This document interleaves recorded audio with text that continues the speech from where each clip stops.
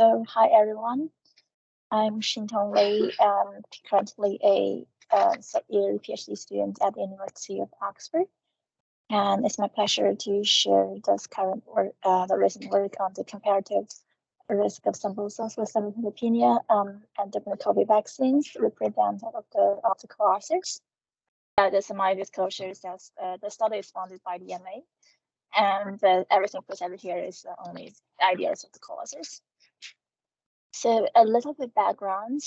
The idea of the study is get back to earlier 2021, which is almost 3 years from now. So at the time, we might read news that there's safety concerns regarding thrombosis, thrombocytopenia, or thromboembolism event after the vector-based COVID-19 vaccines.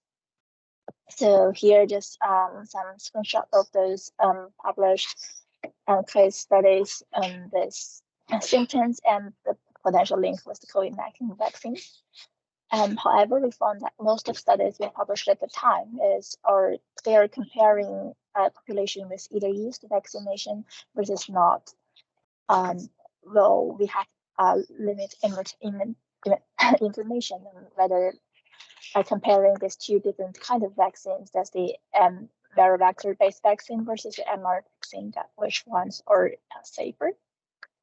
So we came up with this idea of this multinational network cohort study. So we first gathered the cohort of patients who were vaccinated with either the AstraZeneca vaccine or the Johnson vaccine, and other group of people who were vaccinated with the Pfizer vaccine or the Moderna vaccines. So we used large-scale propensity score methods to match the different cohorts to make them more comparable, as shown here. I like dogs in a way, so they're dogs, not human. We are looking at the 28 post-vaccination rates of the events of interest. So here, the events are put into the larger group, which is thrombosis with thrombocytopenia syndrome, which is TPS. And the other group is embolism event, which is TE. So in the study, we used 5 European databases and 2 US databases, and they are all almost data. So here's showing the location of the databases. In Europe, we have UK, France, and Italy, and Germany. So this whole study is based on the HADES package.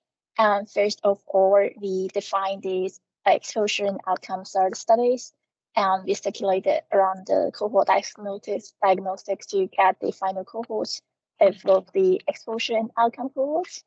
And later we used the cohort method package to generate a propensity score and do the matching and also the outcome models. And after that, we used the empirical calibration package to calibrate the results and the snap control outcomes. So here's what we find. So across all the studies, as the number of cohorts we found, first there's Oxford AstraZeneca vaccine have about nearly 4 million people, and the Pfizer vaccine have over 10 million people vaccinated with first doses. So here's the results. We do the meta-analysis for the individual results for individual databases. I'm showing the results for the meta-analysis.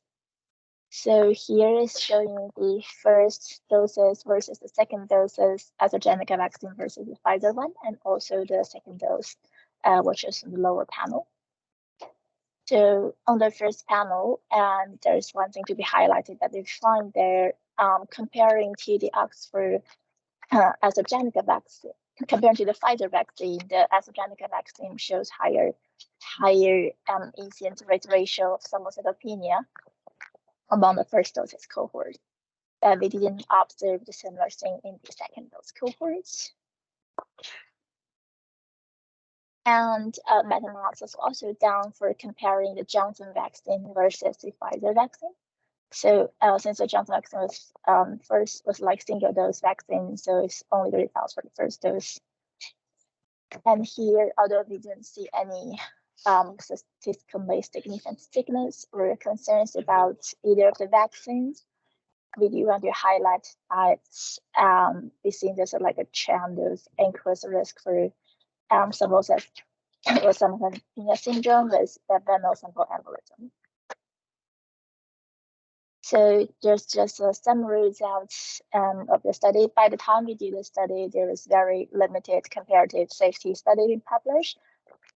And I think we hope the studies can provide some information about the future vaccination programs.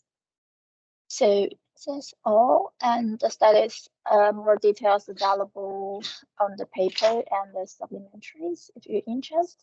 And also welcome to reach out to me for further questions. And just want to thank for all my co-authors and my lovely research team in Oxford and all the data partners. So yeah, thank you.